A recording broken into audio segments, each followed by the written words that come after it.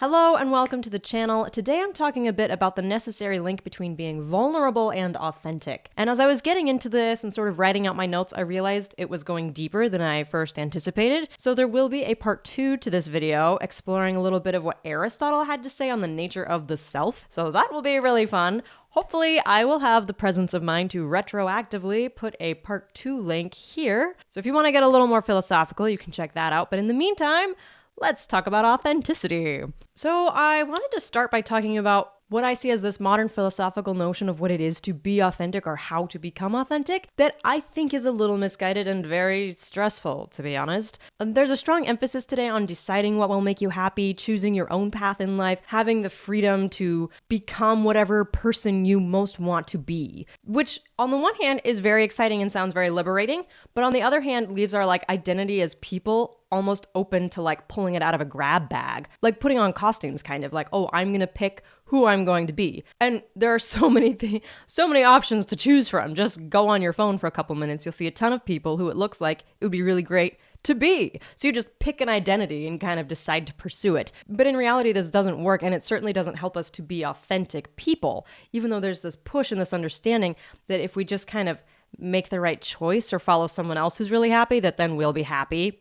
But that's not really how it works. So philosophically speaking, and this is why I ended up going down a rabbit hole with Aristotle, this is very relativistic. It's the idea that there is no underlying truth. We all kind of pick what the truth is. And so in a way, for ourselves, that seems like that's only fair. Of course, I get to pick who I am. But do we? Aristotle would say that is a disastrous way to go about your life, that you will never find who you truly are, and you won't be really happy if you're deciding who you are and you're trying on different attributes based on what's trendy or what's fun or what seems like it will lead to happiness. And at the very least, it strikes me as kind of a stressful way to live because a lot of things are constantly changing, our opinions, our thoughts, and ideas. So then the counter to this idea of relativism is the idea of absolute truth, which is the notion that there is an inherent order to the universe and reality around us, and that we are happier and more ourselves and more successful when we find our place within the order of the universe. So potentially a big, strange concept. I think some people find it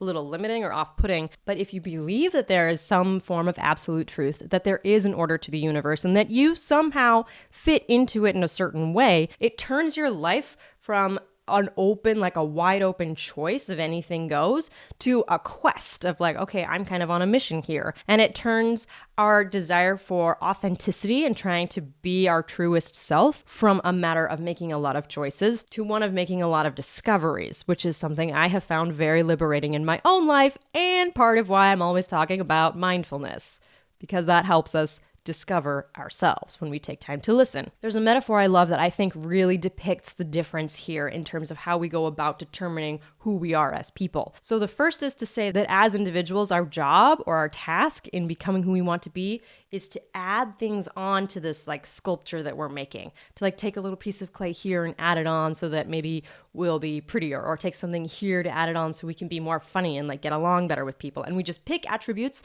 that we want to have, that we admire, that we like, and we kind of tack them onto ourselves and we're creating who we want to be. That's the first option. The second option is to say that yes, we are like a statue, but it's we're a giant piece of marble, and our work throughout our lives is to chip away at it and reveal the statue that was inside all the time, that is who we truly are. So we are uncovering our truest self rather than creating our truest self by adding things on. And it's an interesting distinction, but it feels like a really important one. If our work isn't to constantly add things on, at least for me, that's a little bit of a relief. Our work is to remove things that get in the way of who we really are.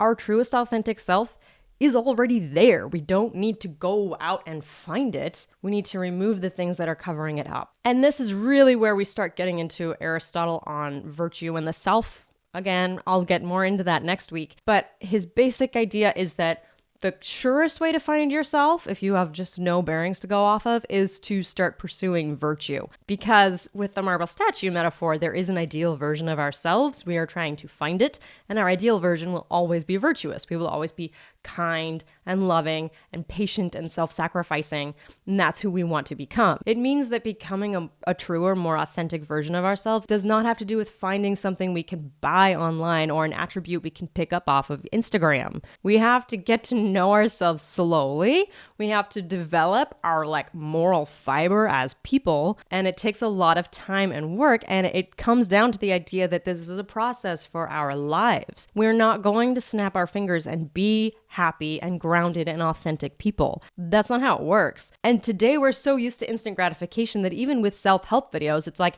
here are 5 tips to transform your life, or 5 minutes a day to transform your life.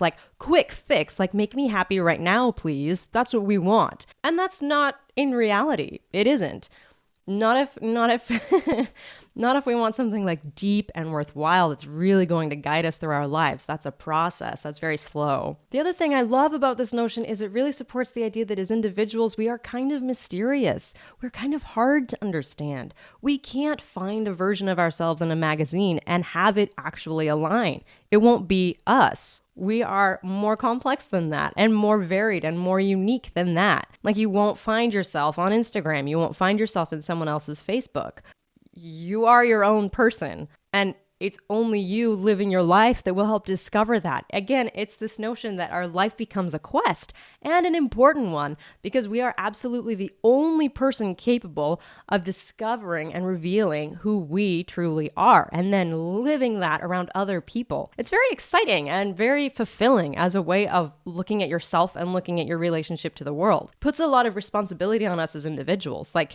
It's an important task, but it also leaves you with a tremendous amount of self-worth.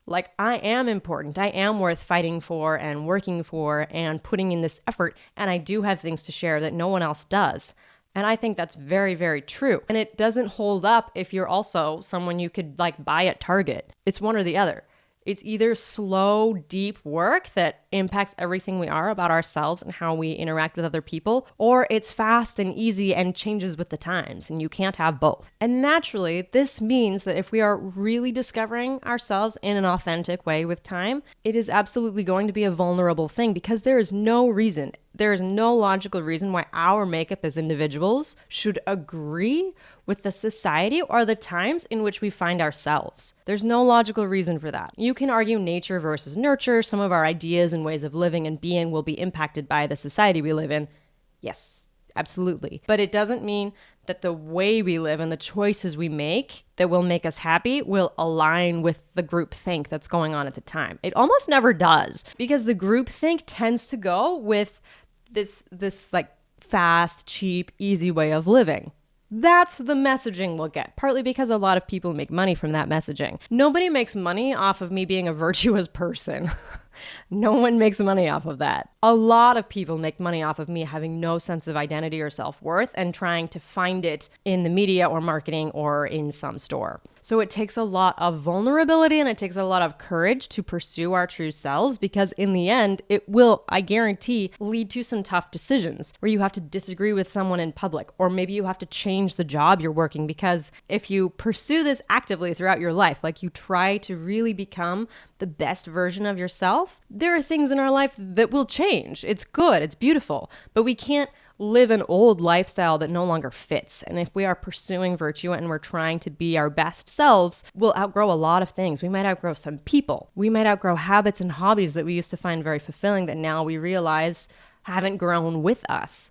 There are a lot of tough choices to make, and that's a very vulnerable thing. It's very risky because we don't want to be rejected. But if we're doing this work and we're really growing and we find greater strength within ourselves, we will have the power to face rejection. And that is maybe the most liberating thing. If you get to a place where you know that even without this group of people or this job or this circumstance in your life, that you will be okay because you have a better sense of who you are as a person and what your role is in the world and why you're here, then you're very free. And then you start to be deeply authentic, and other people sort of a little tiny bit wonder what's going on.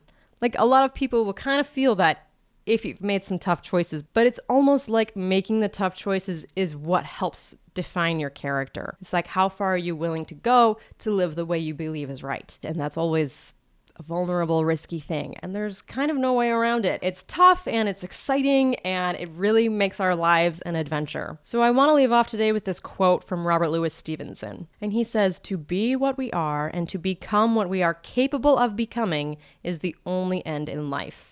And I think that's really beautiful and punchy and kind of sums up what I've been saying in this video, so I am going to leave it there. Again, look out for part 2 next week. We'll get more into Aristotle. If you enjoyed this video or you want to see more content like this, go ahead and subscribe. Thank you so much for watching, and I will see you next time.